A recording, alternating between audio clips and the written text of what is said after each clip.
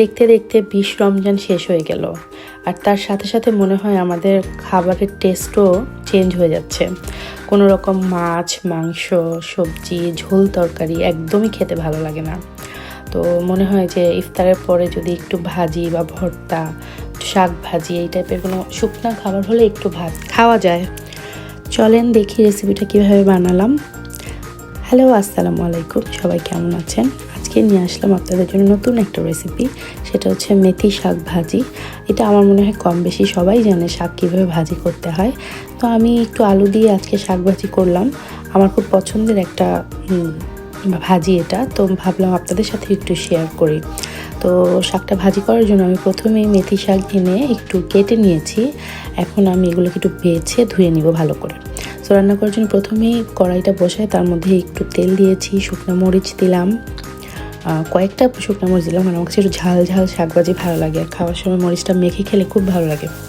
তো একটু রসুন, মানে প্রথমে পেঁয়াজ দিলাম, পেঁয়াজের সাথে একটু রসুন কুচিও দিয়ে দিব। রসুন কুচি করে বা ছেঁচে যে কোনোভাবে দিয়ে দিতে পারেন, কারণ আমি রসুনটা আজকে ছেঁচে দিয়েছি।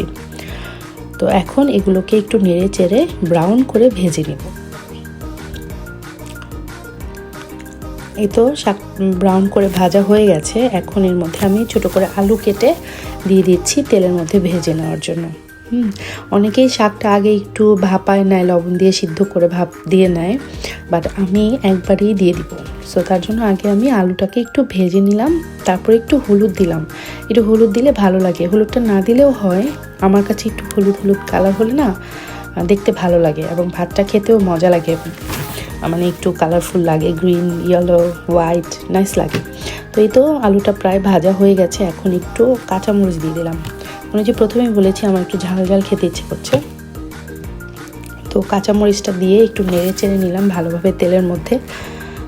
পেঁয়াজটা আলুটা হয়ে গেছে, এখন শাকটা দিয়ে দিব। শাকের সাথে কাঁচামরিচটা সিদ্ধ হয়ে ঝালটা মিক্সড হয়ে যাবে সবগুলো শাকের সাথে এবং আলুর সাথে। তো এই তো শাকটা দিয়ে একটু উল্টায় পাল্টায় দিচ্ছি, কারণ আলু অলরেডি হাফ কুক হয়ে গেছে। আর নিচে থাকলে আমার কাছে মনে হয় যে মানে শাকের যে পানিটা বের হবে, পানিতে আলুটা বেশি গলে যাবে।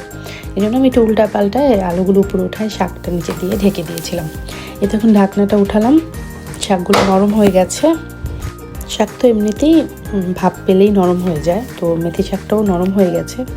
এখন আমি এটাকে খুব ভালো করে মিক্স করে নাড়াচাড়া দিয়ে ভিতরে একদম পানি ড্রাই করে নিচ্ছি। পানিটা যেন একদম ড্রাই হয়ে যায়, কারণ শাকের মধ্যে পানি থাকলে কিন্তু একদম খেতে ভালো লাগে না। এই তো আমার রান্নাটা রেডি হয়ে গেছে, দেখতে খুবই লোভনীয় লাগছে এবং আমার তো খুবই ভালো লেগেছে। আমার এমনিতেই শাক ভাজি খুবই পছন্দ, আর রোজার মধ্যে এটা তো অমৃতর মতো লাগছে। আমি জাস্ট মরিচ ডলে ভাত দিয়ে ডলে ডলে খেয়েছি, অনেক ভালো লাগছে। আপনারা যারা আমার মতো শাক পছন্দ করেন, শাক লাভার, তারা একবার হলেও ট্রাই করেন মেথি শাক। যারা খেয়েছেন তারা তো জানেনই, আর যারা খাননি তারাও ট্রাই করেন। Thank you for watching. আল্লাহ হাফেজ।